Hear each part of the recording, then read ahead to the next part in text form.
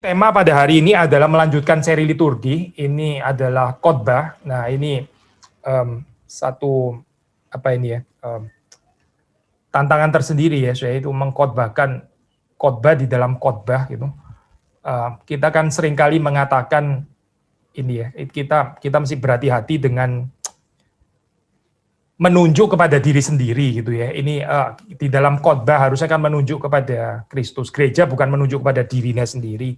Pengkhotbah bukan menunjuk kepada dirinya sendiri. Demikian juga khotbah harusnya bukan menunjuk kepada dirinya sendiri gitu ya, tapi menunjuk kepada Kristus. So ini ada kesulitan sendiri waktu kita membahas tentang khotbah di dalam khotbah ya.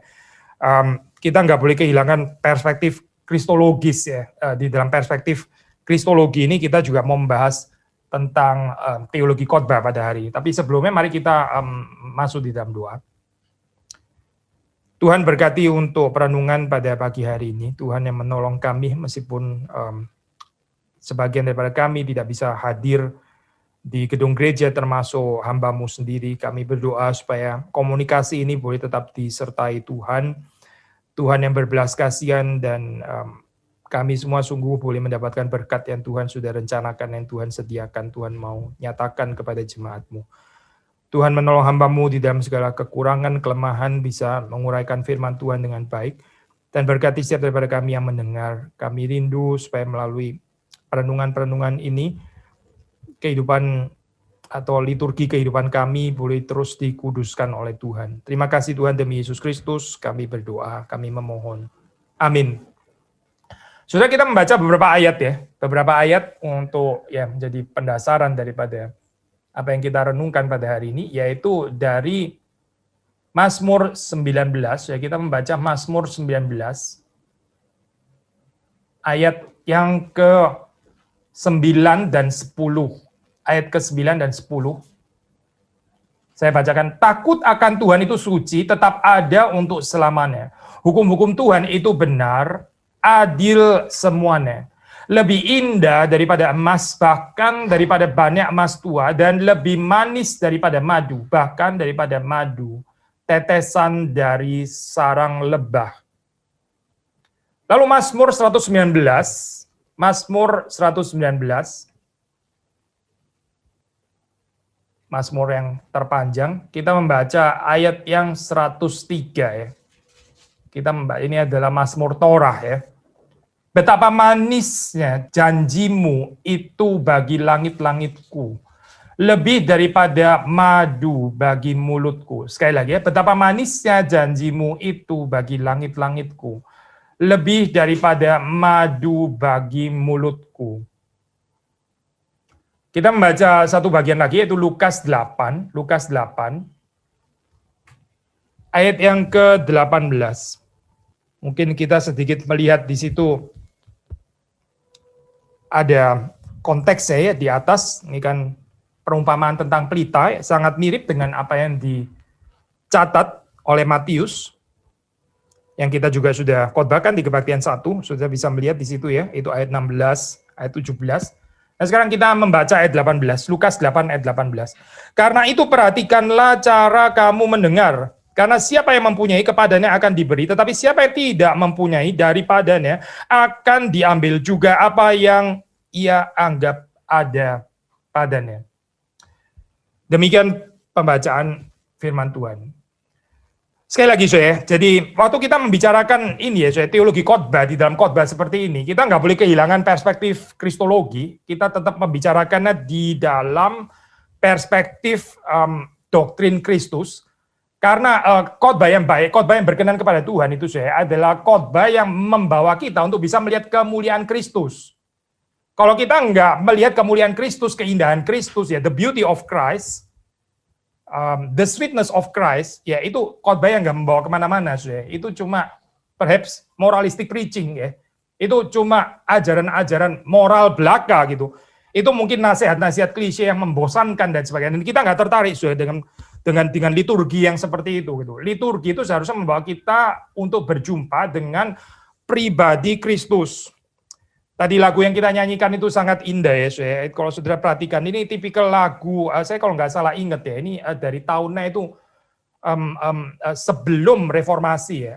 Saya bisa cek lagi saya, tapi seingat saya ini dari Münstergesangbuch ya kalau nggak salah, itu sebelum, meaning ini ya saya, ini di dalam tradisi yang waktu membicarakan tentang beauty ya, nggak terlalu skeptical, nggak terlalu kritikal ya.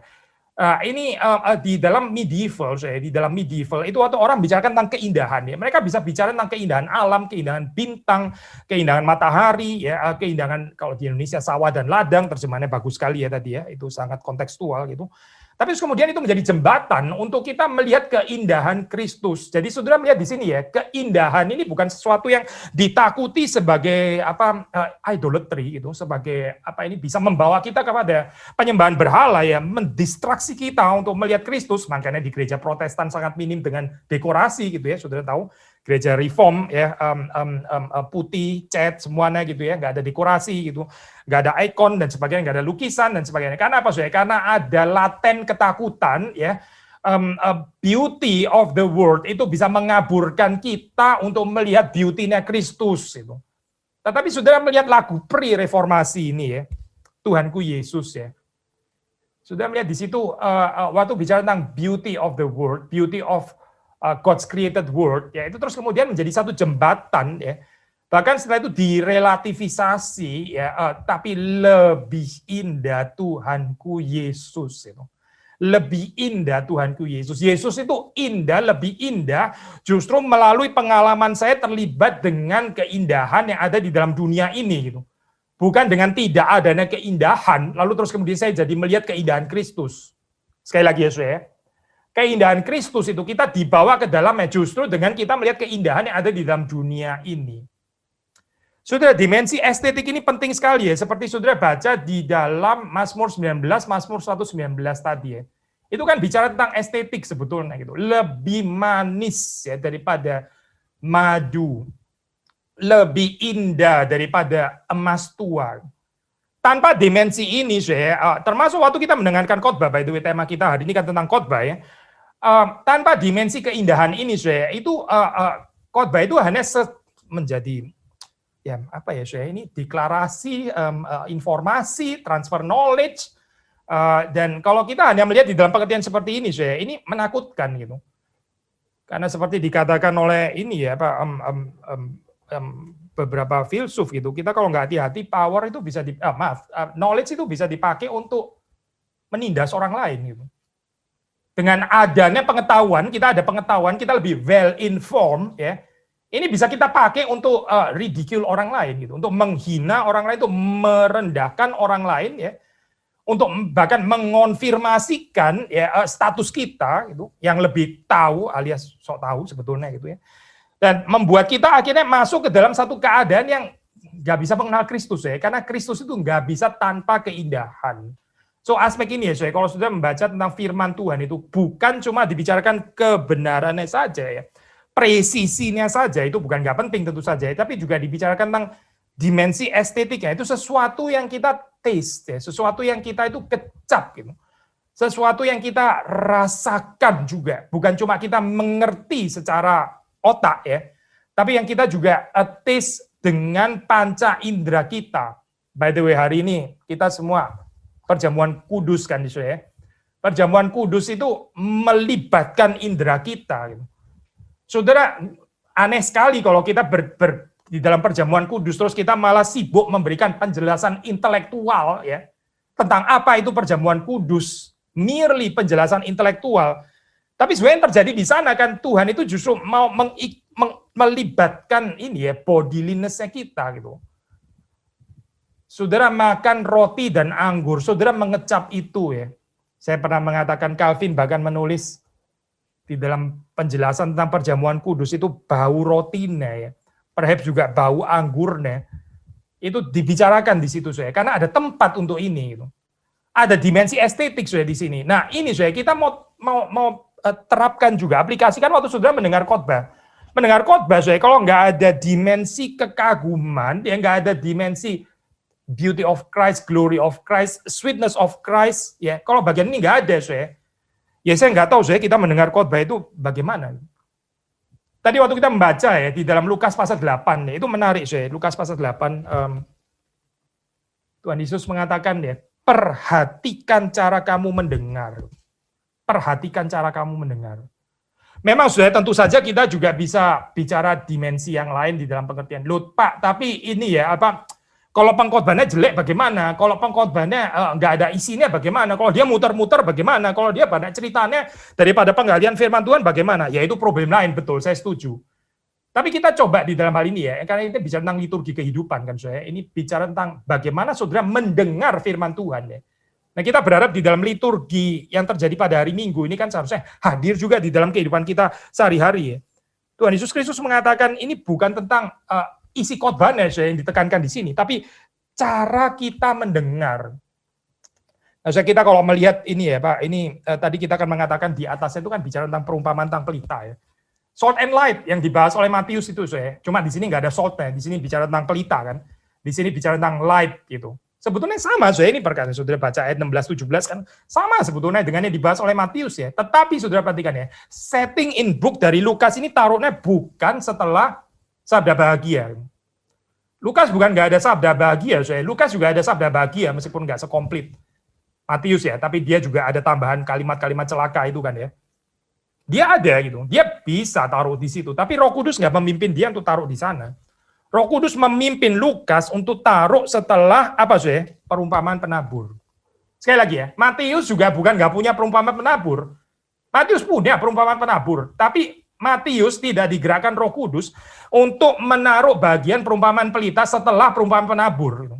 Jadi ini seperti kita sudah pernah katakan, kalau di dalam pembacaan Alkitab ya, itu bukan cuma message yang maksudnya bukan cuma kontennya ya, isinya yang penting. Urutannya sendiri itu is a message, urutannya sendiri ini adalah message juga gitu. Maksudnya begini loh, ini kan saya nggak usah bahas lagi, perumpamaan penabur saudara sudah tahu ceritanya gitu, termasuk penjelasan Kristus gitu kan ya tentang ini kepada para murid-muridnya. Sama di dalam hal ini ya, baik versi Matius maupun Lukas. Pertama perumpamaannya, setelah itu kemudian penjelasannya kan, arti daripada perumpamaan itu. Lalu ada kutipan dari Yesaya yang terkenal itu ya. Mendengar tapi nggak mendengar, melihat tapi nggak melihat. Ya kita juga sudah pernah bahas ini. Itu hardening motif ya, motif mengeraskan hati ya. Nah ini dipakai secara tepat oleh Tuhan Yesus. Karena apa? Karena Yesus juga sudah pernah mengajar mereka. Yesus bukan sebelumnya nggak pernah khotbah, tapi ini adalah orang-orang yang mengeraskan hati ya, nggak mau mendengarkan ya, nggak mau mendengarkan. Cara mendengarkannya itu salah ya, dengan mengeraskan hati. Sampai akhirnya terus kemudian Yesus mengutip hardening motif daripada Yesaya itu. Nah terus kemudian saudara perhatikan ya, segera setelah itu ya, Lukas mencatat tentang perumpamaan tentang pelita. Apa sih isinya, saudara? Pelita itu tidak ditutupi, tidak ditempatkan di bawah tempat tidur, tapi di atas kaki Dian, supaya semua orang yang masuk ke dalam rumah dapat melihat cahayanya. Tidak ada sesuatu yang tersembunyi yang tidak akan dinyatakan. Tidak ada sesuatu yang rahasia dan tidak akan diketahui dan diumumkan. Ini menunjuk kepada apa, saudara? Perumpamaan penabur yang di atas tadi loh. Jangan menyalahkan Tuhan. Tuhan pakai perumpamaan sih, sengaja menutupi gitu ya. Sudah baca lagi ya 17 ya. Tidak ada sesuatu yang tersembunyi yang tidak akan dinyatakan, tidak ada sesuatu yang rahasia yang tidak akan diketahui dan diumumkan. Dari sisi Tuhan, Sang Pemberi Firman, bahkan Sang Firman ya, nggak ada yang ditutupi sudah di sini. Lalu kalau tertutup juga ya, kenapa di dalam perumpamaan penabur ada 4 jenis orang, 3 orang pertama lewat, cuma 4 saja yang berbuah. Mengapa saya? Jawabannya dalam ayat 18 yang kita baca ya. Karena itu, perhatikan cara kamu mendengar. Ini bukan tentang pembahasan firman Tuhan ya gitu ya, menarik nggak menarik, retoriknya bagus lah atau kurang persiapan atau apa gitu. Yesus nggak pernah kurang persiapan by the way. Nggak ada persoalan di dalam diri Yesus. Nggak ada persoalan tentang delivery-nya, nggak ada. Ini persoalannya adalah pada cara manusia mendengar firman Tuhan. Caranya. Firman-nya sendiri itu in abundance, ini penuh sekali. Tapi bagaimana saudara dan saya mendengarkan, itu yang menjadi persoalan di dalam kehidupan kita. Tadi poin yang awal tadi kita bahas ya. Jangan mendengar tanpa dimensi estetik. Jangan mendengar tanpa telinga gitu ya, Ini seperti kayak kalimat aneh gitu ya. Jangan mendengar tanpa telinga itu maksudnya bagaimana ya? Mendengar memang pakai telinga kan ya. Jangan mendengar tanpa melibatkan panca inderamu. Jangan mendengar tanpa engkau dibawa kepada kekaguman itu. Ada orang mendengar, tapi waktu mendengar dia berpikir keras ya. Again, semuanya intellectual approach ya, dan terus terang saja ini reform ini sangat rentan dengan hal seperti ini. Dan kita sudah berkali-kali mengatakan kita nggak tertarik dengan pengajaran yang merely intelektual seperti itu. Bukan nggak ada dimensi intelektual sama sekali ya, tapi yang merely intelektual itu kita nggak tertarik karena itu bukan yang dilakukan oleh Kristus. Ya, khotbah-khotbah yang sekedar intelektual, enlightening, ya insightful, tapi nggak menggerakkan hati kita, berarti itu bukan perjumpaan dengan Yesus Kristus ya. Saudara baca di dalam respons pendengar waktu Yesus selesai ini ya, catatan Matius setelah selesai khotbah di bukit itu ya. Pendengarnya itu takjub ya. Mereka itu amazed. Ini loh aspek ini ya. Perhatikan bagaimana cara kamu mendengarkan. Maka sekali lagi itu kita nggak mungkin membahas teologi khotbah seperti pada hari ini tanpa kristologi.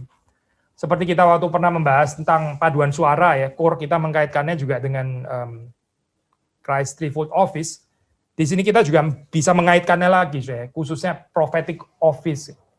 Kalau sudah membaca Heidelberg Catechismus ya, itu pertanyaan Q&A 31. Di situ prophetic office itu dikaitkan dengan Kristus yang menyatakan, ya, reveal the secret counsel and will of God concerning our deliverance. Sederhana ini klasik sekali ya. Apa itu prophetic office dari Kristus? Yaitu Yesus itu menyatakan ya pertimbangan-pertimbangan ilahi yang tersembunyi itu ya. Kehendak ilahi, kehendak Allah. Yang hari ini saya mau tekankan adalah concerning our deliverance. Berkenaan dengan pembebasan kita. Nah ini mengingatkan kita ya dengan perkataan Kristus yang dicatat oleh Yohanes ya, the truth will set you free. Kebenaran itu akan memerdekakan kamu. Sudah setiap kali kita mendengarkan khotbah ya, itu kita itu deliberate, kita itu di set free. Maka ada orang yang mendengarkan khotbah, dia bolak-balik lihat jam gitu misalnya ya. Dia panik, dia terus kemudian menjadi nggak sabar. Ini dia nggak mengerti, dia mendengarkan dengan salah. Ini sesuatu yang set us free, tapi malah dianggap sebagai sesuatu yang imprison us. Gitu. Bukan sesuatu yang concerning our deliverance, tapi jadi concerning our imprisonment atau enslavement atau apa ya. Jadi aneh sekali ya, Sekali lagi, kita di sini nggak membicarakan tentang kualitas khotbahnya, tidak ya. Ini di-assume gitu, ini kita assume lah. Itu khotbah, ini khotbahnya Yesus Kristus itu. Kita nggak mempertanyakan ini benar atau tidak, ini limpah atau tidak, ini kering atau sudah pasti tidak kering gitu. Persoalan itu ada pada saudara dan saya ya, waktu kita mendengarkan firman Tuhan ya. Kita nggak melihat ini sebagai sesuatu yang membebaskan, alias apa? Alias kita nggak sadar ya bondage yang mengikat kehidupan kita ini apa sebetulnya gitu. Kita merasa kita bebas. Kita mirip seperti audiensnya Yesus Kristus yang dicatat oleh Yohanes itu ya. Kami ini bukan budak dari siapapun, kami ini merdeka. Kamu bilang kebenaran memerdekakan kamu. Memangnya kita ini nggak merdeka apa? Gitu. Mereka merasa merdeka, padahal di dalam kehidupan mereka diperbudak. Demikian juga di dalam kehidupan saudara dan saya ya. Memang kita sudah dibebaskan ya secara status di dalam kondisi kita. Kita masih terus bergumul untuk melawan kedagingan, melawan berhala-berhala ya. Yang terhadapnya kita masih nggak kebal. Gitu. Kita kadang-kadang nggak bisa betul-betul bebas daripada itu. Gitu. Yang kadang-kadang kita menaruh identitas kita di sana gitu. Membangunnya di sana. Berarti kita masih ada imprisonment kan. Memang secara kondisi kita masih tainted. Kita struggling keluar dari sana, tapi kita nggak bisa keluar daripada dengan kekuatan kita sendiri. Nah di sini waktu firman itu diberitakan, the truth will set you free. Ini tadi kita bicara dimensi estetik yang pertama ya, keindahan. Sekarang kita bicara tentang dimensi kebebasan ini ya. Kita mendengar dengan benar firman Tuhan. Kalau waktu kita mendengar kita itu merasa ya kehidupan ini diberikan kebebasan oleh Tuhan. Berharap berhala itu jadi kita bisa tanggalkan ya. Tapi kalau kita mendengarnya salah, kita mendengar firman Tuhan itu pressurizing. Loh, saya kok malah diteror ya melalui firman Tuhan. Loh, saya kok malah seperti disuruh-suruh ya. Ini firman Tuhan bukan menjadi sesuatu yang liberating, bukan menjadi sesuatu yang membebaskan kita, tapi malah yang mencekik kita seperti ini. Gitu. Nah, kita ini mendengarkan dengan salah. Yesus mengatakan, perhatikan cara kamu mendengar. Perhatikan cara kamu merenungkan firman Tuhan, perhatikan. Kamu melihat ini torture, kamu melihat ini sebagai satu siksaan, atau ini sesuatu yang membebaskan kita. Gitu. Kita ada kerinduan mendapatkan kebebasan seperti ini. Kita merasa nggak di dalam kehidupan ini kita memang dikuasai oleh banyak bondage yang kita masih harus keluar daripadanya. Kita mengerti nggak poin ini? Gitu. Kalau kita mengerti setiap kali kita mendengarkan firman Tuhan, bahkan sebelum kita mendengarkan firman Tuhan, kita menantikan berita pembebasan ini. Saudara bisa bayangkan bangsa Israel ya waktu dibebaskan keluar dari Mesir, berapa sukacitanya mereka. Sayang, tapi nggak lama setelah itu, waktu mereka di padang gurun, mereka bisa-bisanya kepingin balik ke Mesir. Nah ini berarti apa Ya inilah menyatakan kehidupan manusia ya. Nggak sadar nggak bisa treasure kebebasan yang diberikan oleh Tuhan. Deliverance itu bisa ditukar dengan imprisonment, nggak apa-apa ya. Saya masuk ke dalam ikatan lagi bondage of Egypt, nggak apa-apa. Pokoknya bisa makan daging. Kacau ya keadaan manusia. Keadaan Israel itu seperti keadaan saudara dan saya. Kita bisa nggak menghargai deliverance yang Tuhan berikan. Kita bisa lebih memilih keterikatan terhadap dosa. Kita lebih memilih keterikatan terhadap berhala-berhala yang kita nggak rela untuk melepaskannya. Gitu. Dan kita seperti kayak menikmati keterpenjaraan itu. Tetapi sekali lagi Yesus mengatakan kebenaran itu akan memerdekakan kamu. Ya. Perhatikan bagaimana cara kamu mendengar. Nah, sewaktu kita bicara tentang khotbah ya, kita membicarakan ini ya mungkin rather ambivalen atau ini ya double perspektif. Satu sisi pasti waktu kita bicara tentang preaching, kita mesti membicarakan high view ya. Tapi nanti kita juga mau bahas ini ya, limitation-nya daripada preaching. Ini penting ya. Karena kita di dalam tradisi Protestan, tradisi Reform kan kita menaruh preaching itu setinggi-tingginya gitu kan ya. Ini wajar lah seperti itu ya. Tapi kita mesti mengerti ya di dalam liturgi keseluruhan tuh preaching itu bukan berdiri sendiri. Tapi ini ya itu dengan semua yang lain ya. Dengan ada disertai yang lain, bukan tanpa doa, bukan tanpa menyanyi ya, bukan tanpa pengakuan dosa ya, atau seperti hari ini juga bukan tanpa sakramen. Limitasinya, tapi kita bicara high view terlebih dahulu ya, pandangan yang tinggi tentang preaching. Saya mengutip P.T. Forsyth ya, P.T. Forsyth ini menarik dia menulis buku tentang preaching ya, dia memang teolog modern gitu, jadi konteksnya memang masih konteks modern, tapi masih relevan juga untuk kita. Dan dia mau mengajarkan tentang sacramental dimensi, dimensi sakramental daripada khotbah. Nah ini menarik ya, biasanya kita menganggapkan khotbah sakramen gitu ya, khotbah tidak lebih rendah daripada sakramen kan yang pasti.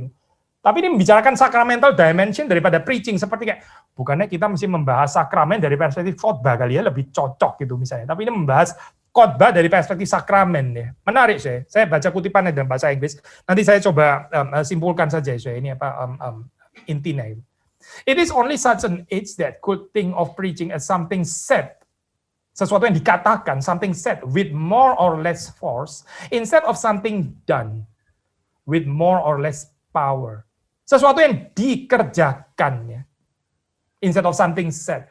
In true preaching, as in a true sacrament, more is done than said. The preacher is a man of action. That is why I call him a sacramental man. Not merely an expository, declaratory man. In a sacrament, is there not something done, not merely shown, not merely recorded?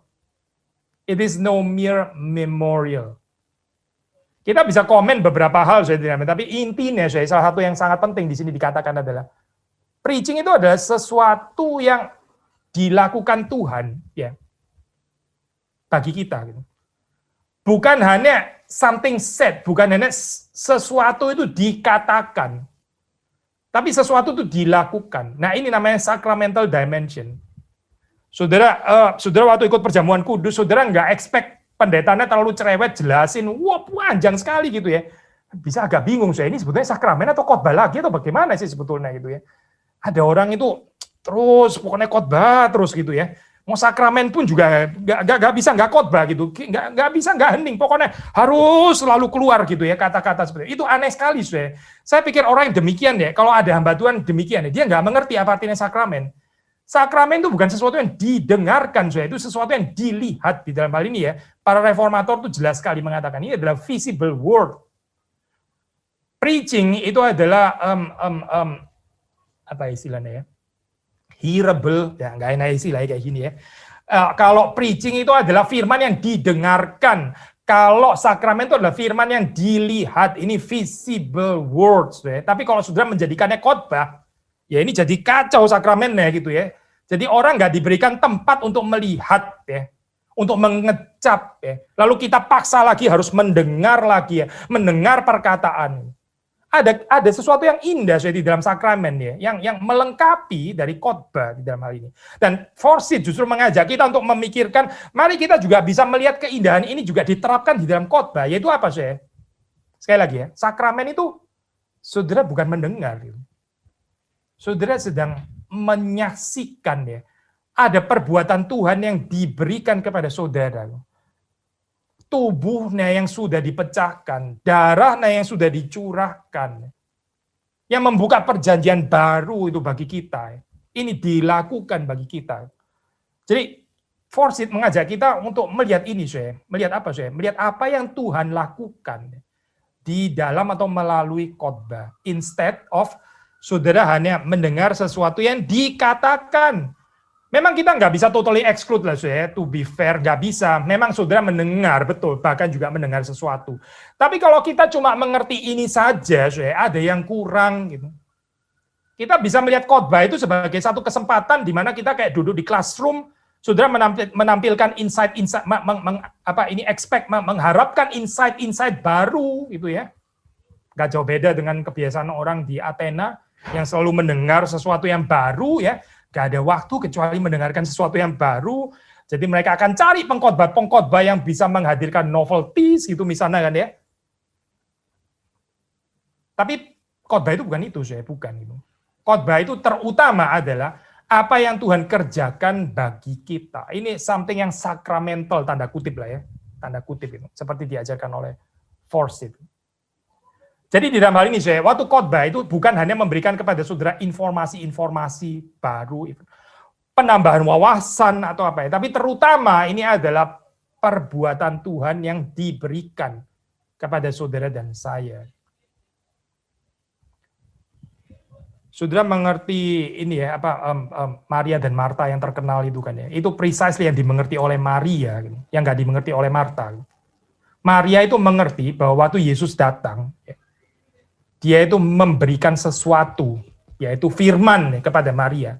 Marta nggak mengerti ini, Marta sibuk masak, sibuk mempersiapkan sesuatu untuk Yesus. Sulit ya, agama Kristen itu apa sih, sederhana gitu, yaitu apa yang Tuhan kerjakan bagi kita. Bukan membicarakan apa yang saudara dan saya kerjakan bagi Tuhan, bagi dunia lah, bagi sesama dan sebagainya ya. Bukan itu yang utama, tapi apa yang Tuhan kerjakan ya bagi saudara dan saya. Dan waktu kita mendengar firman, Tuhan itu sedang mengerjakan sesuatu. Ya. Tuhan sedang melayani kita.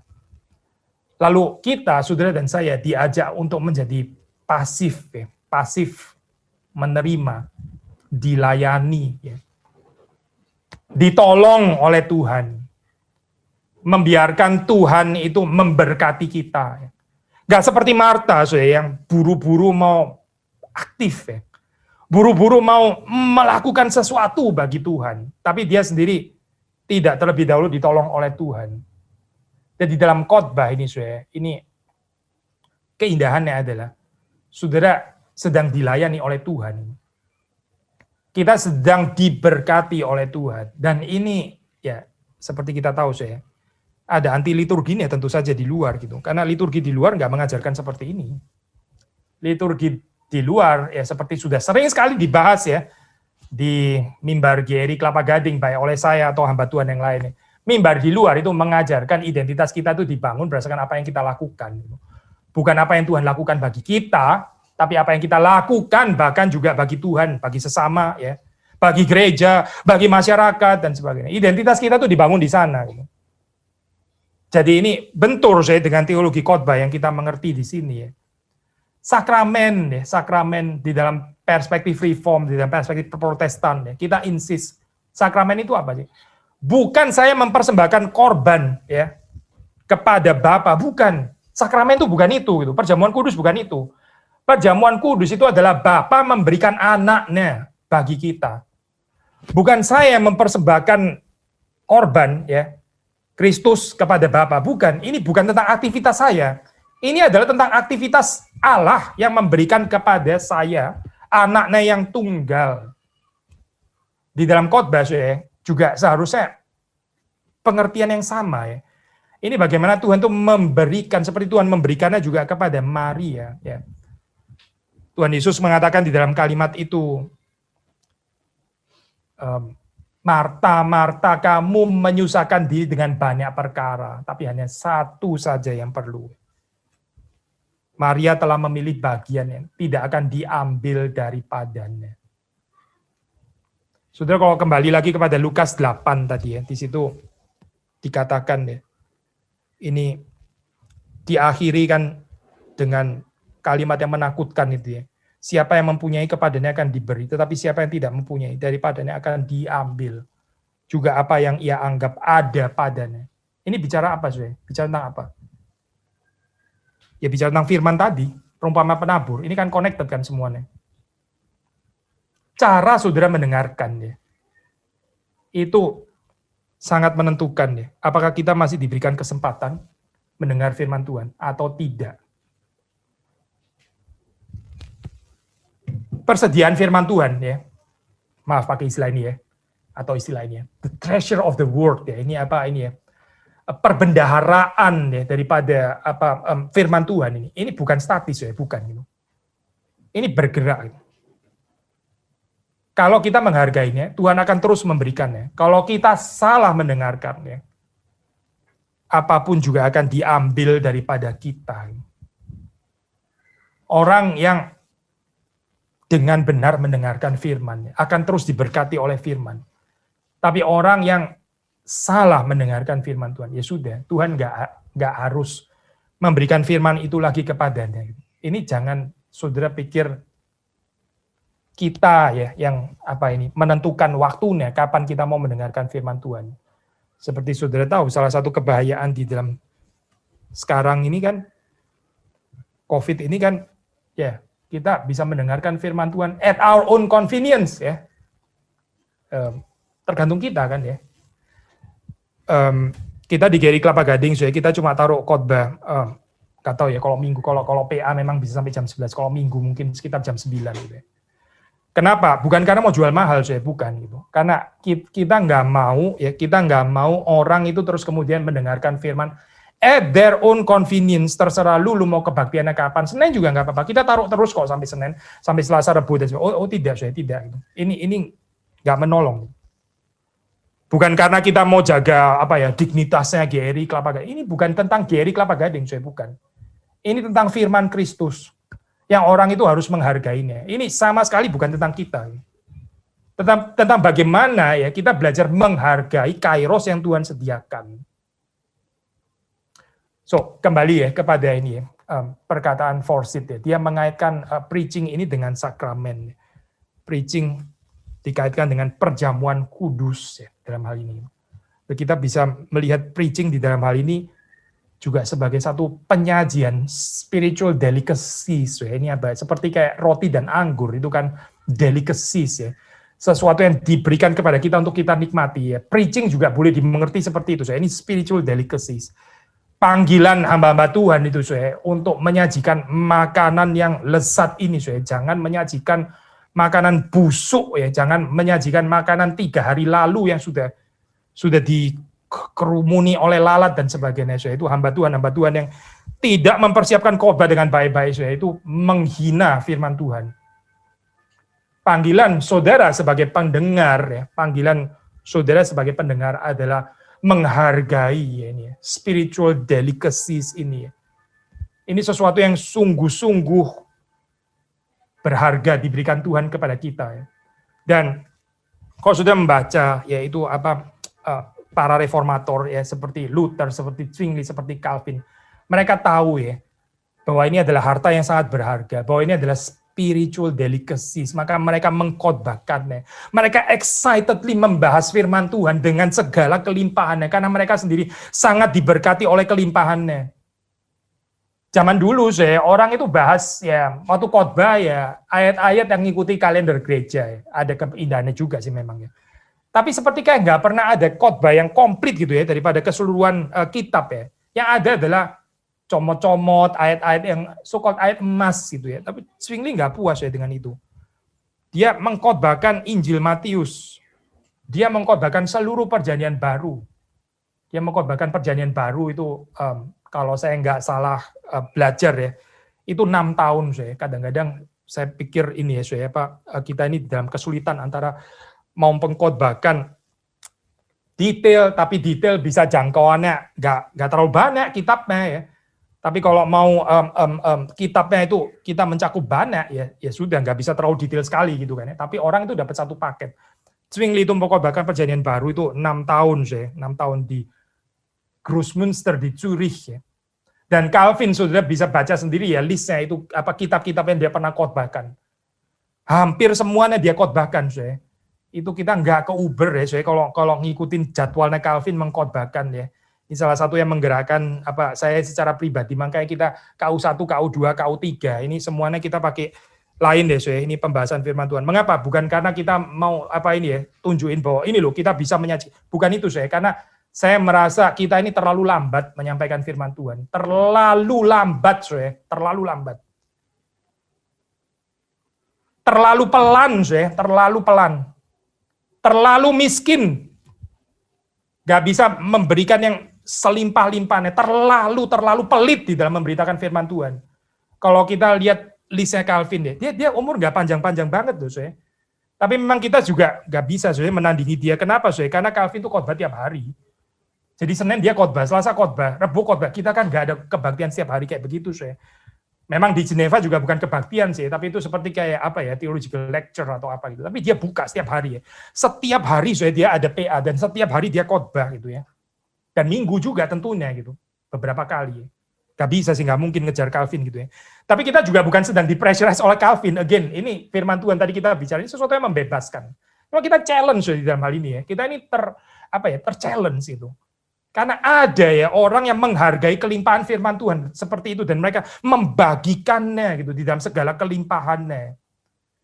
Saya berdoa ini ya Gary Kelapa Gading regardless siapa yang pelayanan gitu. Nggak penting sebetulnya siapa yang pelayanan, either saya atau Pak Jetro atau Pak Heru, tapi saya mendoakan ya supaya mimbar Kelapa Gading ini dapat belas kasihan Tuhan ya. Ini bisa menyajikan spiritual delicacies ini ya. Bukan makanan busuk, bukan makanan bertele-tele, bukan perkataan klise, bukan nasihat-nasihat yang semua orang sudah tahu gitu ya dan seperti kayak terus kemudian kehilangan kuasanya dan sebagainya. Kita mendoakan hal ini ya, tapi saudara sendiri juga bertanggung jawab untuk mendengar dengan benar ya. Perhatikan cara kamu mendengar. Untuk melengkapi hari ini kita juga mesti bicara tentang limitation of preaching ya, limitation of preaching. Mungkin saudara masih ingat ya waktu kita bahas tentang musik kan salah satu poin yang dibahas di situ ya. Justru yang indah itu limitasi parsialitasnya itu. Satu nada itu ya. Kalau dia mau terus eksis di sana ya, dia mau memimpin ya di atas semua nada yang lain dan nggak berhenti bunyinya, justru malah merusak keseluruhan lagu kan ya. Nada itu beautiful karena dia itu bisa hilang suaranya gitu. Digantikan dengan nada yang lain. Tapi dengan dia rela lenyap digantikan dengan nada yang lain, kita justru dapat alunan melodi keseluruhan. The same principle yang kita bisa belajar daripada musik ini ya, ini di-inspire daripada Bagby by the way, seperti kita sudah katakan waktu itu ya. The same principle kita bisa terapkan juga untuk preaching. Preaching itu indah ya, karena ada yang lain. Karena bukan tanpa saudara berdoa, bukan tanpa saudara memuji Tuhan ya. By the way, saya pikir ini ya Pak, boleh sharing sedikit ya. Pak Jetro ini unik Pak Jetro ini dia insist nggak mau khotbahnya ditaruh di YouTube ya, dan salah satu alasannya saya bisa terima alasan itu ya. Nah, I think ada keindahan di dalam alasan, meskipun ini menurut saya juga nggak mutlak sih. Menurut Pak Jethro juga nggak mutlak juga sih memang. Tapi dia bilang itu, saya nggak mau khotbah itu didengarkan itu tanpa liturgi keseluruhannya. Khotbah itu bukan untuk didengarkan orang tanpa pengakuan iman rasuli, ya, bukan tanpa votum, bukan tanpa ya ini saya elemen liturgi yang lain. I think ada certain beauty ya saya di dalam konsep ini ya. Meskipun ya terus terang sih, saya rasa sih sayang sebetulnya. Cuma sudah dijanjikan ini apa akan ditaruh di podcast di dalam bentuk yang lain. Ya oke lah, fair enough lah di dalam hal ini ya. Tapi intinya saya ada keindahan di dalam poin ini yaitu apa saya? Kita itu nggak bisa saya hanya mendengarkan khotbah tanpa yang lain karena khotbah itu ada limitasinya gitu, ada limitasinya. Saudara jangan berharap khotbah itu everything ya di dalam liturgi. Dan kita nggak mau saya ada jemaat GRI ya yang datang itu justru mereka rasa yang paling penting khotbahnya gitu. Sebelum khotbah saya nggak apa-apa bisa telat dan sebagainya. Sesudah khotbah juga boleh pulang duluan.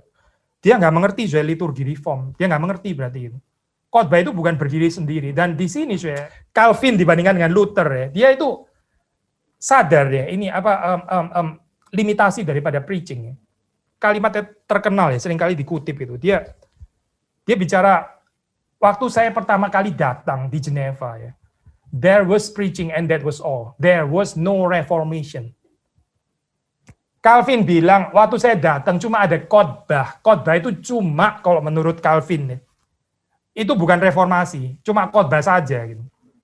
Sebaliknya ya, ini kalimat yang gak kalah terkenal daripada Luther ya. Ini table talk ya, jadi saudara siap-siap. Kalimat-kalimatnya itu bukan kalimat theological yang rapi gitu ya. Ini Luther bilang, I simply taught, preached, and wrote God's word. Otherwise, I did nothing. And while I slept or drank Wittenberg beer with my friends Philip Melanchthon, Amsdorf, the world so greatly weakened the papacy that no prince or emperor ever inflicted such losses upon it. Jadi Luther bilang, apa sih itu? Kalau kamu tanya apa itu reformasi? Ya, saya cuma ngajar khotbah ya. Lalu saya minum bir bersama dengan Melanchthon gitu ya. Dan ya, the word of God did everything gitu.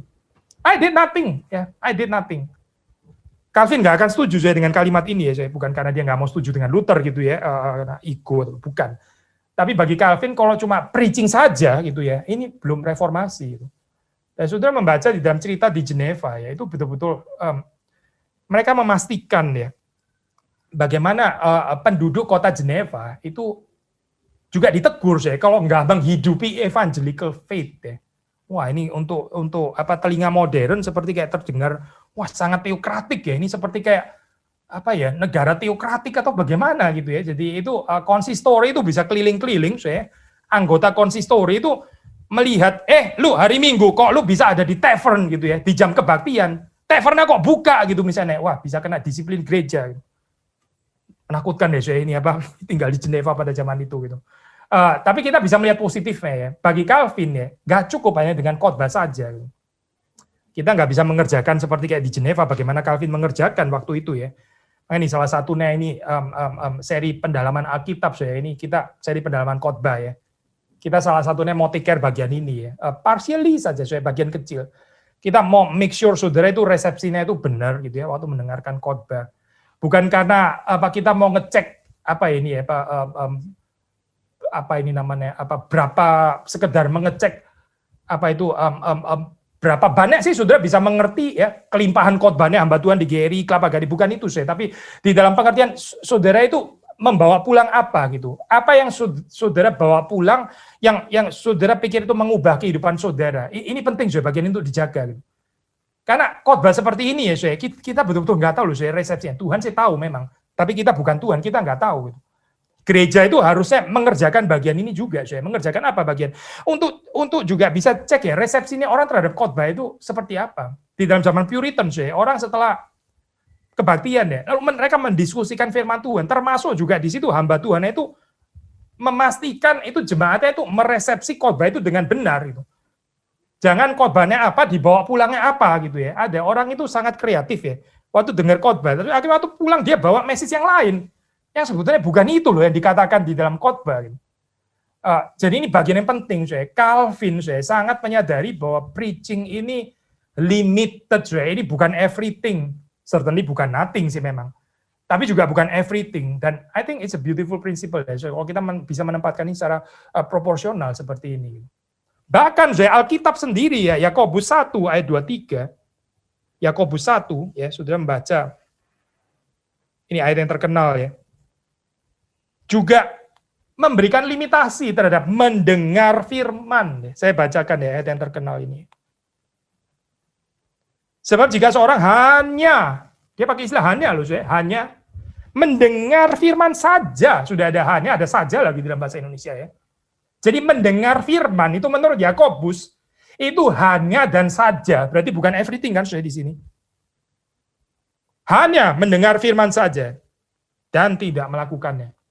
Ia adalah seumpama seorang yang sedang mengamat-amati mukanya yang sebenarnya di depan cermin. Ya, setelah itu dia lupa ya bagaimana rupanya. Dia lupa bagaimana rupanya. Bahkan istilah cermin yang seringkali kita pakai secara positif gitu ya. Ini Pendeta Jethro kan sudah bahas waktu dia bahas kitab Yunus kan ya. Bagaimana kita harusnya bercermin kalau ingin mendengar firman Tuhan. Ini kan positif saya. Bagi Yakobus ya, cermin itu cuma juga hanya juga gitu. Kamu cuma bercermin saja gitu. Masih cuma saya. Kategori cuma. Karena apa? Kamu bercermin ya waktu kamu mendengar firman Tuhan. Oke, kamu bercermin fine, itu bagus gitu ya. Tapi kamu setelah meninggalkan itu, ya kamu segera lupa. Yang dimasukkan oleh Yakobus apa, saudara? Ini ada perseverance ya, saudara. Dan perseverance terjadi waktu kita melakukan firman Tuhan. Itu firman itu embodied, saudara. Ini firman itu menjadi daging, saya pakai istilah tanda kutip ya. Inkarnasi di dalam kehidupan kita. Kapan, saudara? Waktu kita melakukannya, bukan hanya waktu kita mendengar saja gitu. Orang yang cuma mendengar, katanya Yakobus cuma seperti kayak melihat, fine, dia memang melihat dirinya, betul. Bisa saja waktu dia mendengar itu, oh saya melihat diri saya begitu kurang dan sebagainya. Tapi setelah itu sudah ya sudah gitu. Nggak ada apa-apa, nggak ada buah. Nggak ada perubahan, nggak ada pertobatan. Yang ada cuma sentimental hearing. Sentimental, waktu dia mendengarkan itu sentimental, seperti kayak tersentuh. Tapi setelah itu sudah ya sudah. Ini jadi mirip seperti kayak orang apa ya nonton drama Korea atau apa ya kalau di zaman-zaman Aristotle ya itu apa ini ya play pada saat itu ya gitu ada semacam katarsis. Tapi setelah itu apa ya sudah gitu. Apakah ada perubahan? Nggak ada perubahan juga mungkin. Celaka kalau terjadi seperti ini ya. Maka Yakobus itu sekali lagi ya menyadari mendengar firman itu hanya dan saja. Bahkan orang yang bercermin waktu dia mendengar firman, itu juga hanya dan saja. Gitu. Tapi mereka yang melakukan, ya, mereka yang tidak segera melupakan, atau pinjam istilah Mazmur 1, yang merenungkan Taurat itu siang dan malam. Nah inilah yang akan berbuah. Gitu. Waktu seseorang mendengar saja, ya, itu perspektifnya itu perspektif penonton. Perspektif penonton. Spectator's perspektif. Waktu seorang melakukan firman Tuhan, dia perspektifnya itu adalah partaker. Dia adalah perspektifnya itu adalah seorang yang berbagian di dalamnya. Sudah tahu istilah berbagian itu ya. Berbagian itu dalam bahasa Yunani pakai istilah koinonia. Istilah to partake, to participate itu salah satu bahasa Yunani yang sangat penting untuk istilah itu adalah koinonia. Sudah mengerti maksudnya ya? Kalau kita nggak melakukan firman Tuhan, kita nggak bisa bicara koinonia dengan sang firman. Karena koinonia itu berarti partaking, partaking. Berbagian di dalam firman, dan itu berarti melakukannya. Kita nggak tertarik dengan gereja yang menyajikan firman Tuhan itu limpah, tapi terus kemudian orang juga cuma di dalam perspektif spectator ya. Dijadiin bahan diskusi gitu ya. Wah, sangat menarik gitu ya. Saya paling sebel saya terus terang kalau lihat ini apa di dalam Q&A masuk pertanyaan-pertanyaan yang bukan mau bertanya daripada pergumulannya, cuma mau cari justification teologi. Paling sebel saya itu apa pertanyaan seperti itu. Kalau boleh saya nggak usah jawab sebetulnya, tapi jawab juga sambil jawab sambil menegur sebetulnya. Karena ini orang seperti ini nggak akan bertumbuh, nggak akan kemana-mana. Karena dia perspektifnya itu perspektif bukan partaker tapi spectator. Cuma pendengar saja, bukan pelaku firman. Di dalam hal ini John Bunyan dia memberikan kepada kita ini satu nasihat yang penting dia bilang, biarlah khotbah yang kita dengar itu ya, kita convert, kita ubah menjadi doa. Nah, sekali lagi ya, tadi kita akan mengatakan ya, firman itu bukan tanpa doa. Doa juga bukan tanpa firman. Firman bukan tanpa perjamuan kudus juga bukan tanpa firman. Maka di sini John Bunyan mengatakannya itu, let the sermon thou hast heard be converted into prayer. Mari kita merubahnya menjadi doa kita. Gitu. Doa yang dipenuhi oleh kelimpahan firman itu tadi. Gitu. Spurgeon mengomentari tentang Bunyan di dalam aspek yang lain. Ya. Dia bilang, John Bunyan, while he had a surpassing genius, would not condescend to cull his language from the garden of flowers, but he went into the hayfield and the meadow and plucked up his language by the roots and spoke out in the words that the people use in their cottages. Intinya, Spurgeon mengatakan, Bunyan ini orang pinter ya, dia itu orang pinter. Dia, bahasanya bagus sekali. Gitu. Dia bukan nggak ada itu ya, tapi waktu dia berkhotbah dengan menggunakan bahasa yang dipergunakan orang di rumah-rumah mereka. Apa ya membuat Bunyan seperti itu ya? Saya percaya salah satunya ya ini, karena dia convert sermonnya dia into prayer. Bunyan mendoakan khotbahnya dia sebelum dia sendiri mengajak jemaatnya untuk mendoakan khotbah yang mereka dengar. Mari kita belajar hal ini ya, saudara. Teologi kita itu harusnya adalah teologi yang keluar dari doa, saudara. Yang merupakan result pancaran daripada doa, bukan kemiskinan hidup doa kita, gitu. Bukan. Kita nggak percaya ada kelimpahan firman Tuhan yang terus kemudian on the other hand itu adalah kemiskinan doa, itu nggak make sense, saudara. Nggak ada itu, nggak mungkin itu. Sesuatu yang nggak bisa dimengerti, gitu. Kalau ada, ya nggak ada kuasanya kali ya. Cuma sekedar insights belaka gitu, cuma membuat orang oh very enlightening ya, khotbahnya menarik dan sebagainya. Tapi terus apa ya? Nggak ada perubahan, nggak ada perubahan, nggak ada kuasa, nggak ada gitu. Kenapa? Ya karena nggak disertai dengan doa. Perhatikan ya cara kamu mendengar, perhatikan juga bagaimana kita berdoa. Kutipan yang lain yang terkenal tentang khotbah ya, saya percaya saudara sudah sering mendengar kutipan ini dikutip berkali-kali ya, dikutip oleh Paul Washer, dikutip sebelum Paul Washer, dikutip oleh Martin Lloyd-Jones di dalam buku Preaching and Preachers ya, yaitu kutipan dari Richard Baxter. I preach as never sure to preach again, and as a dying man, to dying men plural. Kita biasa menghayati ini, kita pengkhotbah ya, biasanya menghayati ini dari perspektif pengkhotbahnya. Tapi hari ini saya mau saudara menghayati dari perspektif pendengarnya. I preach, maksudnya Baxter sebagai pengkhotbah, dia berkhotbah, dia itu never sure to preach again. Dan dia berkhotbah sebagai orang sekarat kepada orang-orang sekarat yang lain. Dari sisi Baxter ya, dia nggak pernah taken for granted bahwa dia akan ada kesempatan bisa berkhotbah lagi. Ini seperti terakhir kalinya, setiap kali khotbah seperti terakhir kalinya. Tapi saudara perhatikan ya, dari perspektif pendengar ya. Saudara juga mesti menghayati ini juga kali ya. Mendengar sebagai orang yang sekarat.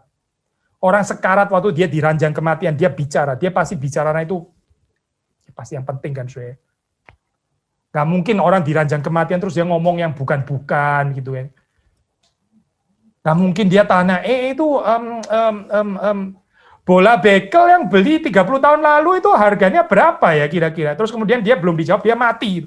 Jadi kalimat terakhirnya apa? Tanya tentang harga bola bekel.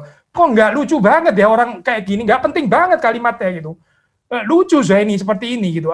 Orang nggak expect dia keluar kalimat itulah pasti. Orang pasti harusnya keluar kalimat yang penting karena ini kairos terakhir sudah nih. Dying man. Tapi bagaimana sih dengan yang mendengar? Banyak orang menyesal ya sih. Itu karena dia nggak mendengar, dia nggak ada di saat-saat terakhir. Waktu orang yang dikasih itu meninggal.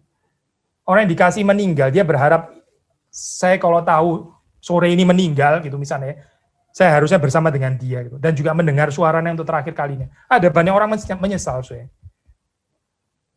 Prinsip ini, saya, menurut Baxter, harusnya diterapkan waktu kita mendengarkan khotbah. Listening as dying men and women. Mendengarkan sebagai orang-orang sekarat yang berjalan menuju kematian.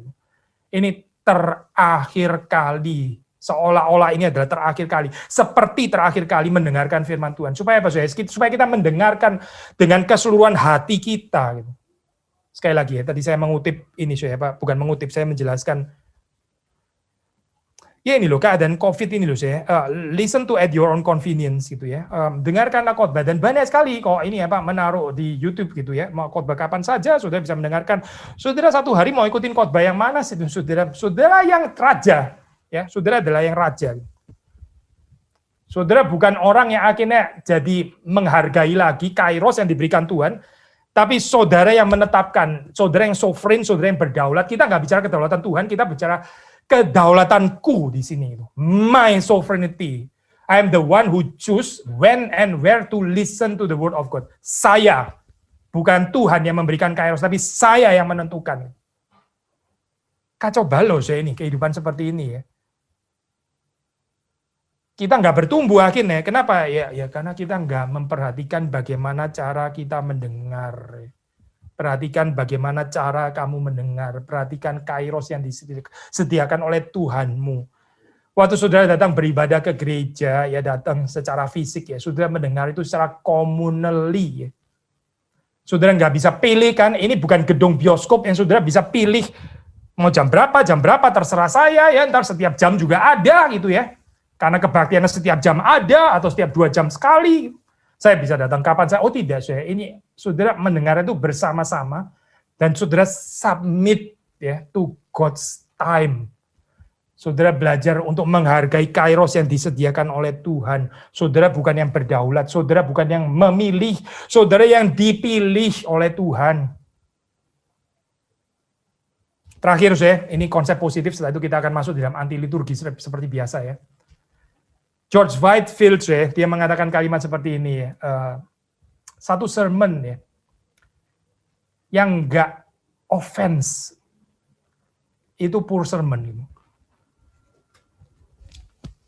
It is a poor sermon that gives no offense, that neither makes the hearer displeased with himself atau herself, nor with the preacher bahkan. Khotbah yang enggak membuat orang itu terkoreksi, atau di sini pakai istilah offense ya, ofensif berarti ya. Itu khotbah yang miskin kalau menurut George Whitefield. Ini tentu saja bukan karena apa, George Whitefield ini memang orangnya dasar suka konflik gitu ya. Suka sekali ya, dia hobinya itu nusuk-nusuk perasaannya orang. Oh bukan, saya bukan. Pasti bukan itu gitu.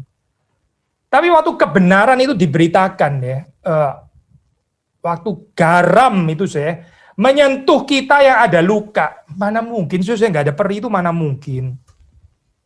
Garam itu saya waktu hadir ya di dalam kehidupan kita yang banyak borok dan luka, lalu terus kemudian itu tetap menyenangkan, itu mana mungkin sih saya. Saudara coba aja lah kalau sariawan tempel garam di sana gitu, saudara tahu berapa sakitnya itu. Maka saya khotbah yang nggak ada ofensifnya seperti ini ya, khotbah yang nggak membuat orang itu displeased ya dengan dirinya sendiri. Itu khotbah yang buruk saya, bukan khotbah profetik pastinya. Karena kapan saya di dalam kehidupan kita di mana kita itu sudah sempurna gitu, selama kita berada dalam dunia, kan nggak pernah ya. Berarti kita akan tetap perlu saya ini khotbah-khotbah yang ofensif. Pak Tong pernah mengatakan waktu itu di ini ya, di waktu apa ini? Kalau saya nggak salah ingat waktu peringatan 500 tahun ya, ini reformasi, itu khotbah di lapangan itu ya, Pak Tong mengatakan, dari mana kita tahu satu negara itu diberkati oleh Tuhan. Kalau Tuhan masih memberikan pengkhotbah yang menegur bangsa itu bangsa masih diberkati Tuhan. Dari mana saudara tahu gereja itu diberkati Tuhan? Kalau di dalamnya saudara masih bisa mendengar teguran dari Tuhan melalui hamba-hamba Tuhan, itu gereja yang diberkati Tuhan. Tapi gereja yang saudara mendengar pujian-pujian, gitu ya, how great we are, ya, berapa kita ini sudah doing fine, ya, berapa nyamannya gereja ini, ya, our just doing great dan sebagainya. Ini gereja bahaya sekali, ya, bahaya sekali. Gereja yang kemudian orang-orang itu dipuji-puji, ya, namanya disebut, oh si ini, si itu, wah baik ya orangnya, gitu ya. Itu gereja bahaya sekali, sangat bahaya. Karena apa sih? Karena sudah nggak ada lagi prophetic voice, nggak ada. Sudah kehilangan prophetic voice. Sekali lagi saya baca George Whitefield. It is a poor sermon that gives no offense, that neither makes the hearer displeased with himself, herself, nor with the preacher. Bahkan preachernya sendiri, saya. Tentu saja bukan karena ini keinginannya dia, tidak gitu. Ya, tapi sudah ini termasuk satu paket. Sekarang kita bicara terakhir ya, saya. Anti liturgi. Anti liturginya apa sih? Anti liturginya yaitu kita ini lebih suka preaching ya daripada listening gitu. Ini saya khotbah juga kepada diri saya sendiri ya. Kita lebih suka preaching daripada listening to. Kita di dunia ya saya berlomba-lomba saya untuk menasehati, untuk mengkhotbahi orang lain dan sedikit sekali yang sabar untuk mendengar. Ya ini anti liturgi. Liturgi preaching ini menolong saudara untuk tidak berkhotbah ya. Kecuali pengkhotbahan tentu saja ya, kalau kita nggak berkhotbah ya susah lah. Tapi saya pun ya, atau hamba Tuhan yang lain juga ada saat ya, di mana kita mesti mendengar. Ya. Bukan hanya berkata-kata, tapi mendengar. Seperti Maria yang mendengar, bukan aktif seperti Marta. Yang kedua, yang kedua adalah ini saya bersamaan dengan ini, our pride. Kekerasan hati kita ya, kesombongan kita yang lebih suka untuk menasehati daripada menerima nasihat.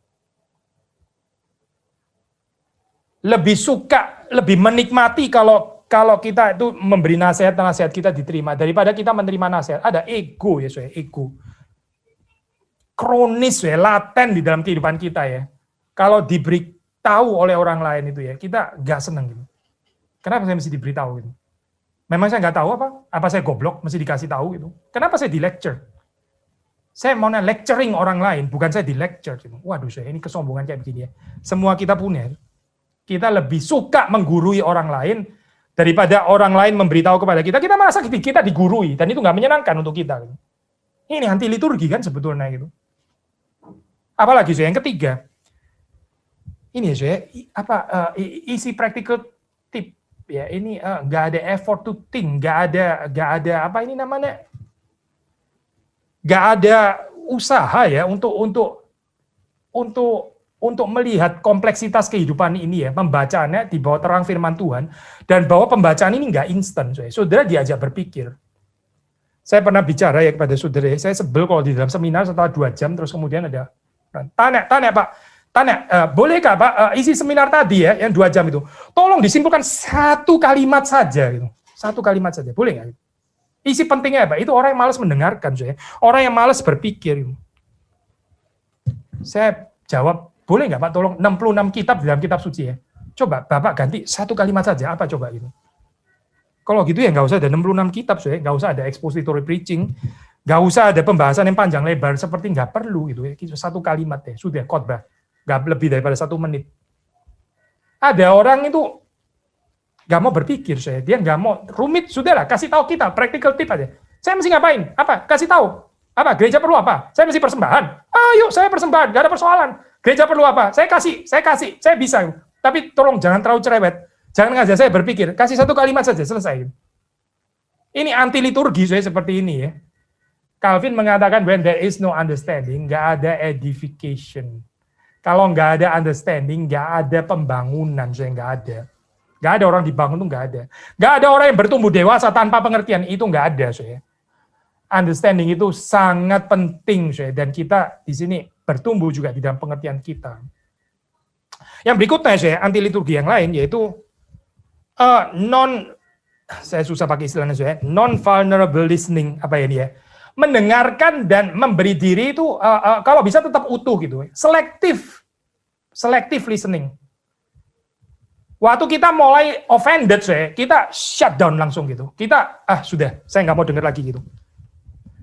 Karena apa, Karena kita merasa vulnerable di situ ya. Kita menjadi diri kita tuh rapuh dan rentan, waktu kita mendengar kalimat yang ternyata menusuk ya. Kita nggak mau, vulnerable listening ini nggak mau ya. Don't let yourself being offended. Nggak kalau perlu nggak bisa. Oh, boleh ngomong apa saja, boleh yang inside, silakan. Tapi begitu tuh kena borok saya, langsung saya tutup. Saya nggak usah dengar lagi. Saya nggak tertarik dengan pendengaran ini, dengan khotbah ini saya nggak tertarik. Ya. Kita membangun anti liturgi seperti ini di dalam keseharian kita. Tapi harusnya liturgi preaching ini hadir di dalam keseharian kita, yaitu apa? Menjadikan kita orang-orang yang bisa listen vulnerably. Bisa mendengar itu secara rapuh dan rentan. Oke, saya akan mendengarkan, termasuk kalau saya offended. Termasuk kalau saya akhirnya waktu mendengar ini ternyata saya seperti dibongkar, ditelanjangi, ya. Gak apa-apa, dengar juga, gak apa-apa gitu. Karena apa? Ya karena liturgi preaching itu memungkinkan itu. Saudara nggak bisa tekan tombol pause kan waktu dengar khotbah kayak begini kan. Pause gitu ya. Veto, objection, your honor. Jangan ngomong ini lagi, nggak bisa kan saudara. Saudara harus dengar terus kan ya. Tersinggung nggak tersinggung, dengar terus kan di dalam khotbah gitu. Yang berikutnya saudara, anti liturgi yang lain yaitu ini saudara, khotbah yang dipakai untuk self afirmasi, self justification. Saya ambil contoh sederhana saudara. Saya pernah kasih masukan ya kepada salah satu rekan gitu waktu dia khotbah di masterclass ya. Jadi dia khotbah di masterclass, lalu kemudian dia khotbah itu dia bicara tentang apa inilah the dangers of memaksakan kehendak sendiri terhadap kehendak Tuhan gitu ya, minta dengan maksa dan sebagainya gitu. Saudara tahu lah itu ya.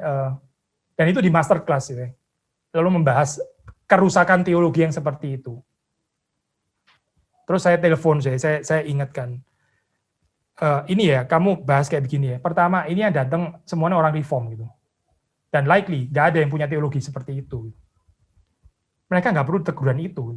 Mereka perlu teguran yang lain. Teguran problemnya orang jemaat reform. Bukan perlu teguran yang memang bukan teologi kita.